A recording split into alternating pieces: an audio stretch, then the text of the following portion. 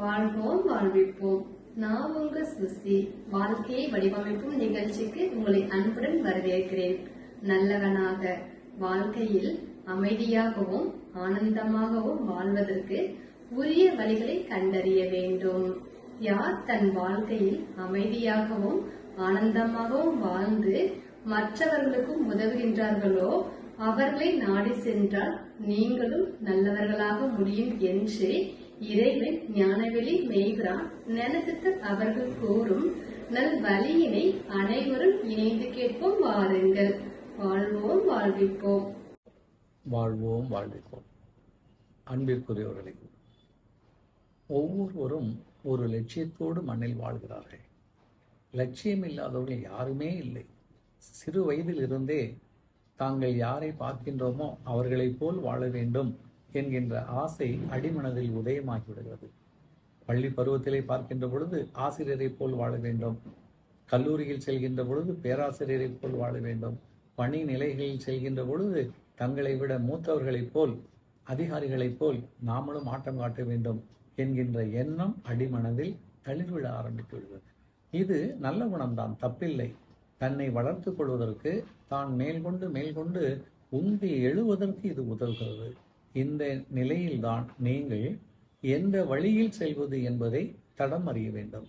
தடம் மாறிவிட்டீர்கள் என்றால் தடுமாற்றமாகி உங்களை தலைகுப்புற தள்ளிவிடுவதல்ல, உங்கள் வாழ்க்கையே ஒட்டுமொத்தமாக அழித்துவிடும்.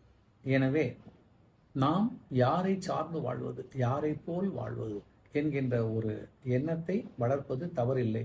ஆனால் நல்லவர்களை நாடி செல்லுங்கள், அதுதான் முக்கியம். பெரியவர்களாக இருக்கிறார்கள், பண வசதி உடையவர்களாக இருக்கிறார்கள், பதவியில் இருக்கிறார்கள் என்று மட்டும் அவர்களை பின்தொடர்வதற்கு ஆசை வைக்காதீர்கள். ஏனென்றால் அவர்கள் பின்னால் அடைய போகிற விழப்போகிற பாதாளம் உங்களுக்கு தெரியாது. அவர்களுக்கு விழப்போகிற தண்டனைகள் அடி உங்களுக்கு தெரியாது. இன்று பார்க்கின்ற பார்வையில் பார்க்காதீர்கள். கெட்டவர்கள் நிலைத்திருப்பதில்லை.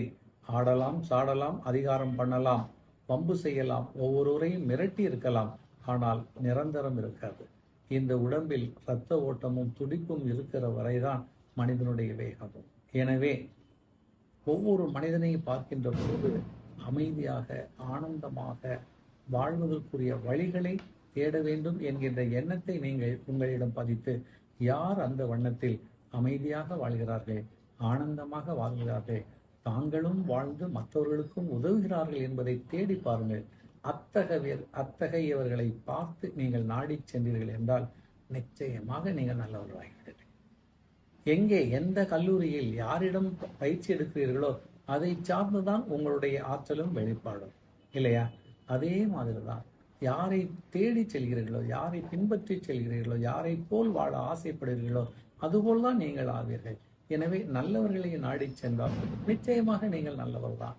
இன்றல்ல நாளை உங்களுடைய வாழ்க்கை கற்றுக்கொள்ள வழியை தடம் நீண்டு சென்றால் கூட, காலம் நீண்டாலும் கூட கவலைப்படாதீர்கள்.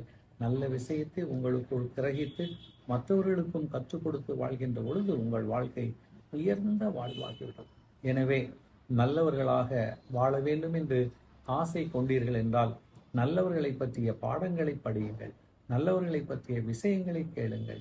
நல்லவர்கள் என்று நீங்கள் வாழ்கின்ற காலத்தில் யார் இருக்கிறார்களோ அவர்களை நாடி சென்று தொண்டாற்றி பணிந்து அன்போடு அவர்களிடம் இருந்து அவருடைய நட்பையும் உதவியையும் ஆற்றலையும் அறிவையும் பெற்றுக்கொள்ளுங்கள். அது உங்களுக்கு நிரம்ப சேரும். நன்றாக பாருங்கள், இன்று நாம் எல்லாம் யாரை பின்பற்றி செல்கிறோம்? ஒரு திருவள்ளுவரை, ஒரு ஔவையை, ஒரு திருமூலரை இல்லையா? யாரெல்லாம் சமூகத்திற்கு நல்ல கருத்துக்களை விதைத்தார்களோ அவர்களுடைய பாடல்களை படித்து நாம் அதில் பரவசப்படுவது மட்டுமல்ல, அறிவை பெருக்கிக் கொள்கிறோம். இது மட்டும் பத்தாது. அவர்கள் எல்லாம் வாழ்ந்து முடிந்தவர்கள், அந்த காலத்தினுடைய தன்மைக்கு கொடுத்தார்கள்.